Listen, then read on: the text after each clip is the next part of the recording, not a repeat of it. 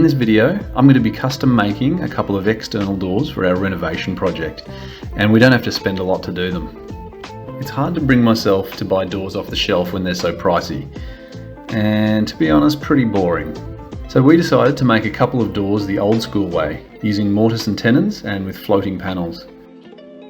I'd picked up a huge trailer load of recycled Oregon timber beams from Marketplace for only $100. They were full of nail holes, but for the most part had been denailed. I did still have to use a magnet to find all the remaining nails. It smells so good in here. Our garage and laundry needed a couple of new entry doors desperately. The garage had an internal door that had been installed by the previous owner and was falling apart, and the laundry only had a fly screen. After cutting all the pieces to length, I had to make a giant in-feed, out-feed table to be able to run the 2.5 metre lengths through the thicknesser.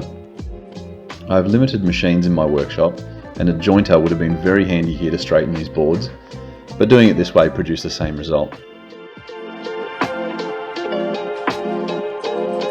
I basically needed a 100% flat surface to run the boards through. So any boards that were cupped or twisted, I would place on top of another board that I knew was flat. Then place shims between them so that as they passed through the thicknesser, they wouldn't flex downwards and they would receive a flat, even surface on the top side.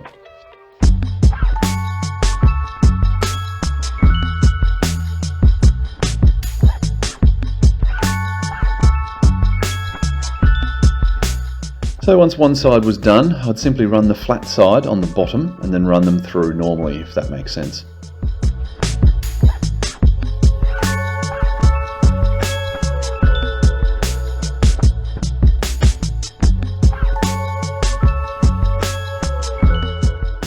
I think I came to about 8 bags of delicious smelling Oregon sawdust.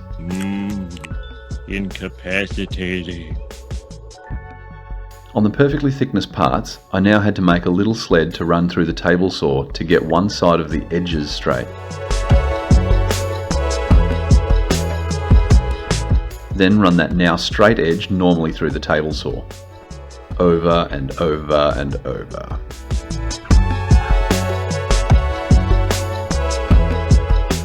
Now all I have to do is glue up what is going to be the floating panels in my fancy clamps. I'll have the link down below in the description for these clamps.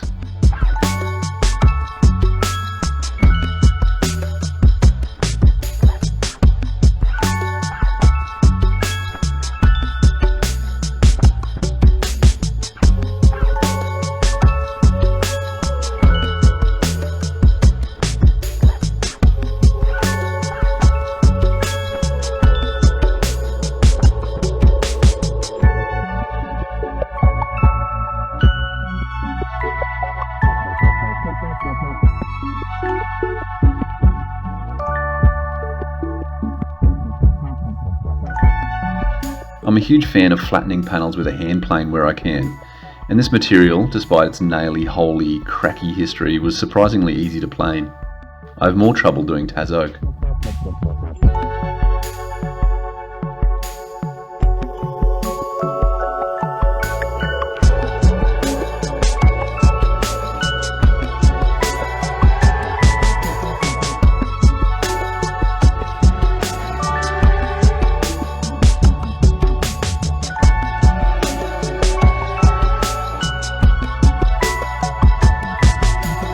Next custom jig I had to make was a base for my router. I needed for the spiral cutter I put in it to be dead center and have a guide either side of the stiles I'll be cutting my mortises into. Using the base of the router, I mark out where the router needs to go and then drill and rebate into the MDF to give it some clearance so that the spiral cutter was at maximum depth.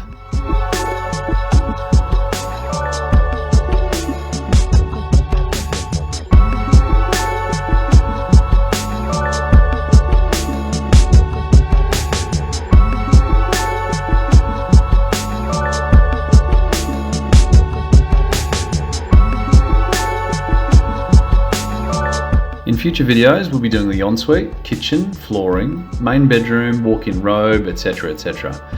But at the moment I'm a stay-at-home dad and just doing the cheapest renos, while we're only on one wage during the time our baby is sleeping. So doing these doors was a pretty good project to tinker on.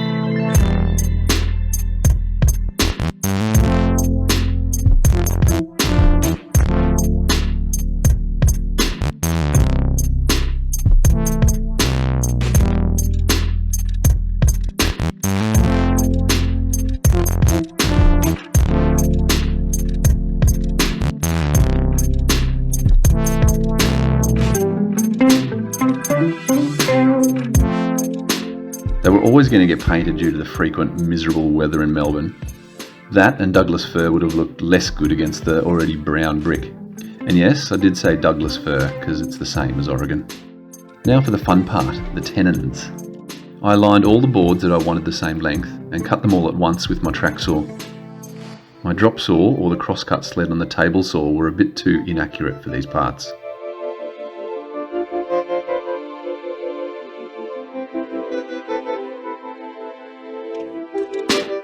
This is now the third sled or jig that I'll make in this video.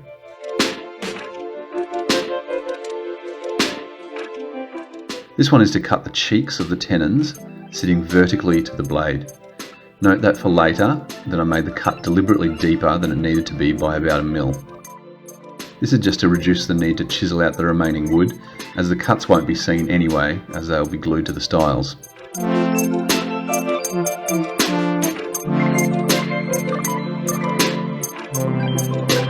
Then set the depth of the track saw to cut just the cheeks off the tenons.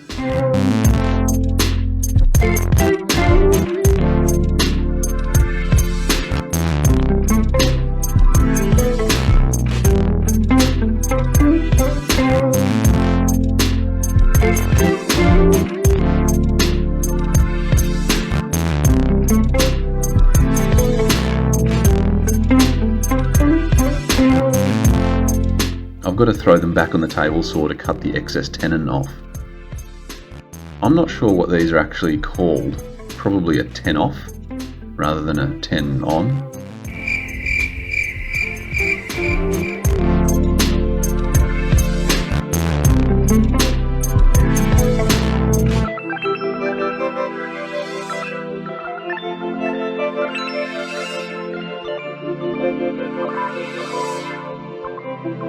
This part is the bottom rail, which is made wider than the middle and top rails, so it gets 2 tenons per side. As you can see, I used a handsaw to rough cut the bits off, then cleaned it up with a flush cut bit in the trimmer. And a trimmer, for those playing along at home, is the name we use just for a small router. This rounding over process of the tenons is way easier and less time consuming than chiselling out the mortise. But there's no benefit of doing it one way or the other. But if you have a machine that does it square, I'd probably do that, because then that would be easier.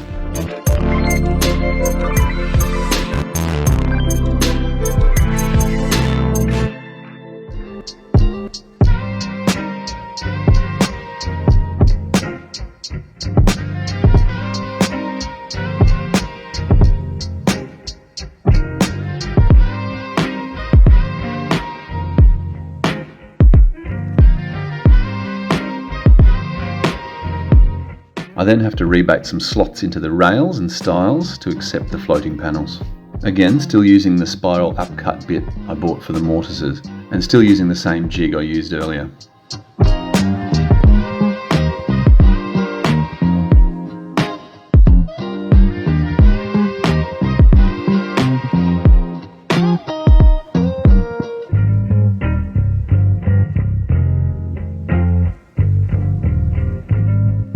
And here are the floating panels. I probably could have used a down cut or straight cut bit for this to reduce the breakout on the top side, but the bit was already in the router, so what the hell.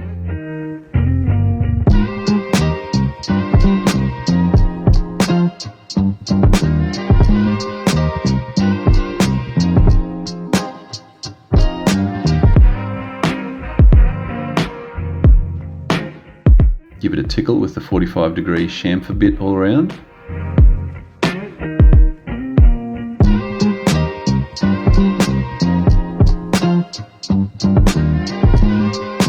It comes that time to dry fit everything to make sure that everything is going to go together when you go to glue it up.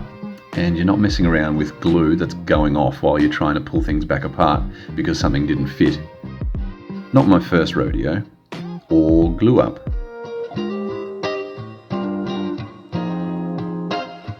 Some of the more major defects were easily filled with 2-part timber filler.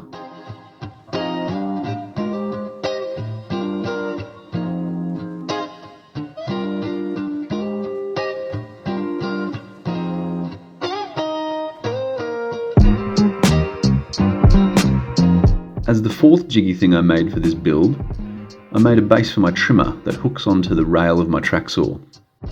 I might post a video on how I built that one just with scraps I had in the shop. Quite handy really. I wanted to run V-grooves down each of the join lines in the floating panel, as I thought that in due time, as everything does, it'll crack. And if I have an express joint there, then it won't be noticeable. It was important to prime the insides of the floating panel recess so that as they expand and contract, they're still protected from moisture. Alright, now for the big dance. Fully gluing and fitting all the parts together, including 6mm spaces around all the floating panels, so that they can do what they are intended to do, float. Then once that's all together, you just have to put a nail top and bottom of each panel right in the centre, so that as they expand and contract, they have to swell from the centre outwards. Otherwise, if the timber decides to stick at one end, then the whole panel could bunch up on one side, and maybe even creating a gap you could see through, and no one wants that. Okay, enough wood nerding. Give her a rub-a-dub, a choppy chop chop, and she's good to go into the final steps, fitting the doors in the holes.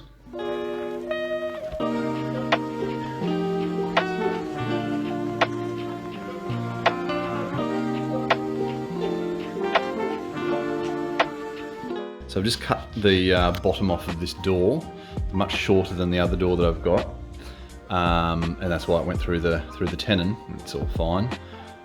And just to show how tight the fitting is, so that there's where you want it to be super tight. Glue squeeze out top and bottom, and then your tenon about 1/2 mil for glue and whatnot there. So that's bloody brilliant. I'm really happy with that. These are just the saw kerfs where I've cut the tongue on it, or the tenon on this piece. Very happy.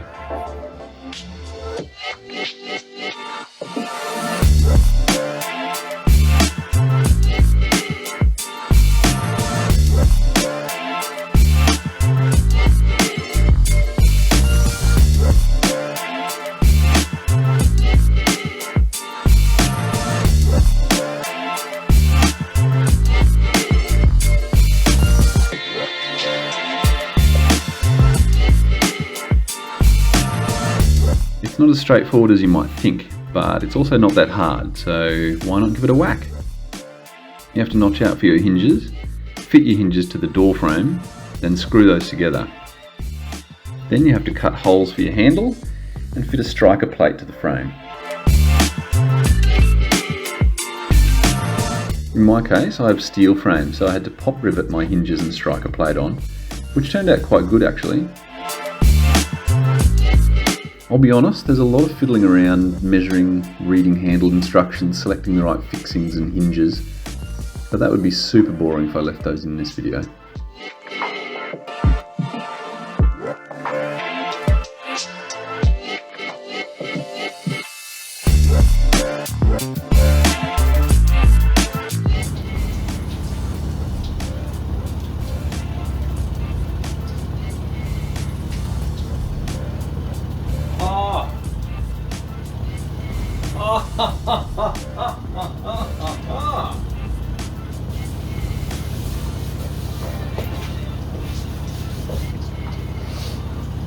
That is friggin' good enough.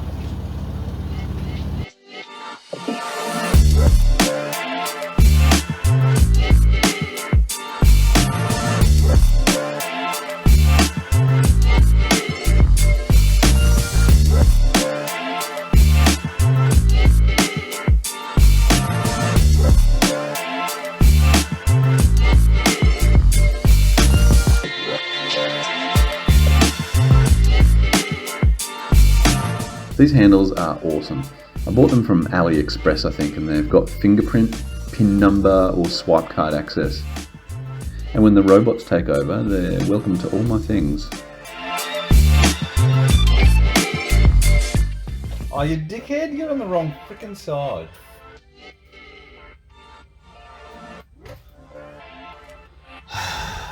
That's not much good.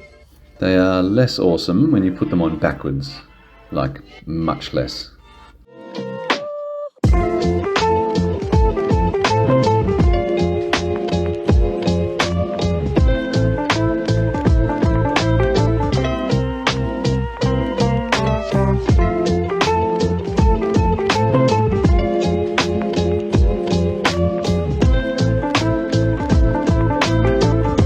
Do the same thing on the other door.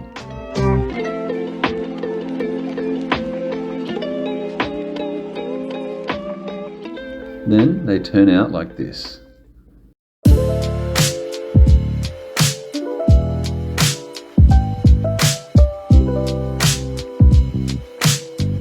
Thanks for watching, and we'll see you on the next one.